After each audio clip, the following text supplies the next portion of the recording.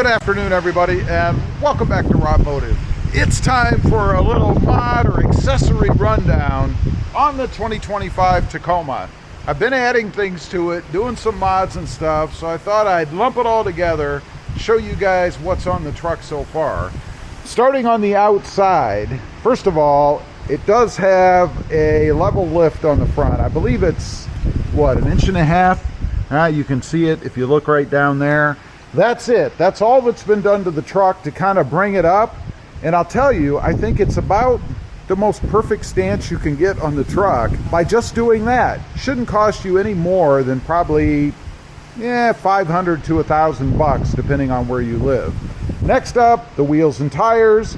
I did go with it's actually a +1 offset. I thought it was a +0. It's +1.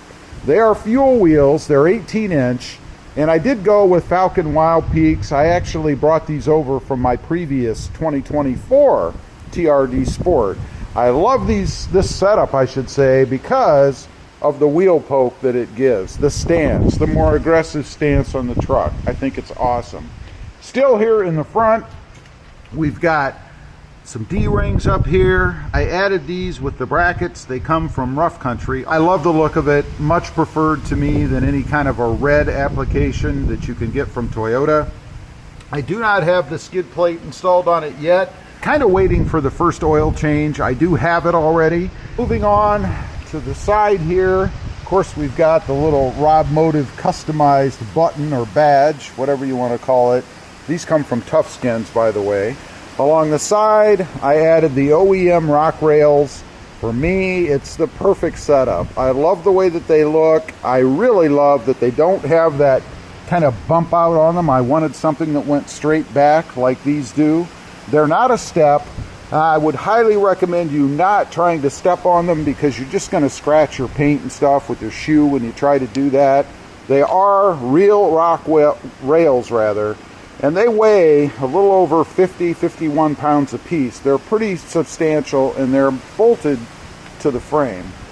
Moving on to the back, I did add a mat back here. Of course, hard to tell, right? It comes from LASFIT.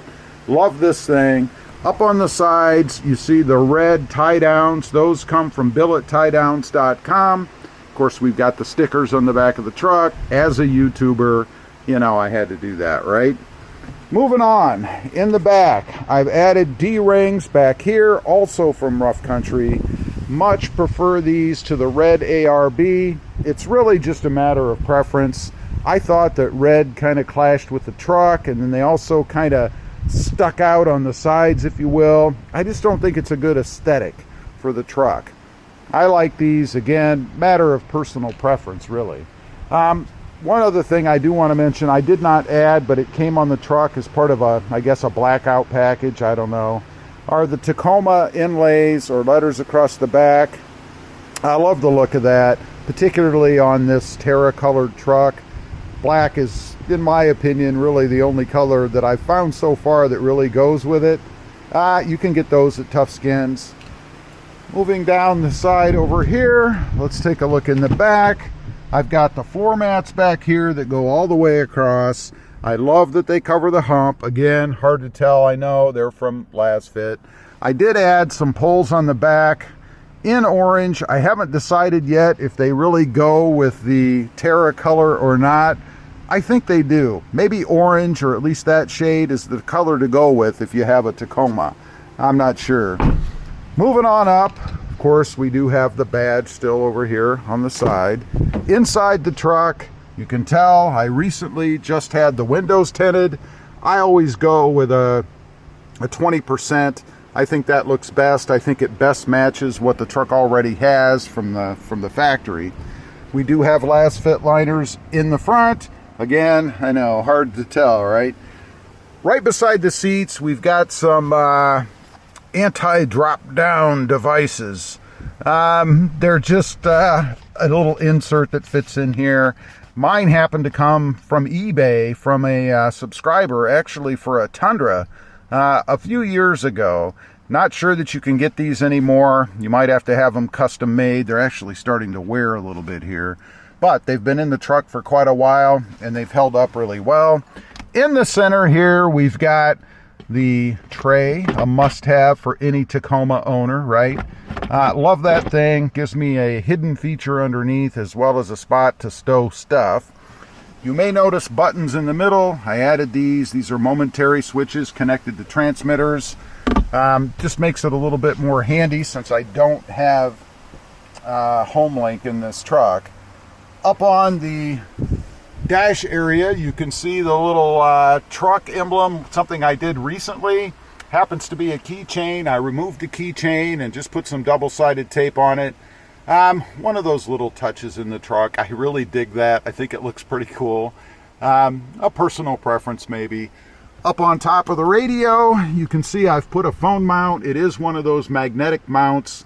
It's just double-sided tape to the back, so it can be easily removed, as can the little badge or button emblem keychain that I put up there. Very easy to take off if you want to. Over here, you can see the aux beam switch. This is going to be used to control lights. Right now, I don't have anything hooked up to the truck, but I will. Let's go ahead and pop the hood. I think that's everything on the inside. Hard to keep track. Oh, I do have the little Tacoma change holder down here. Just a little spot to stick change if you want.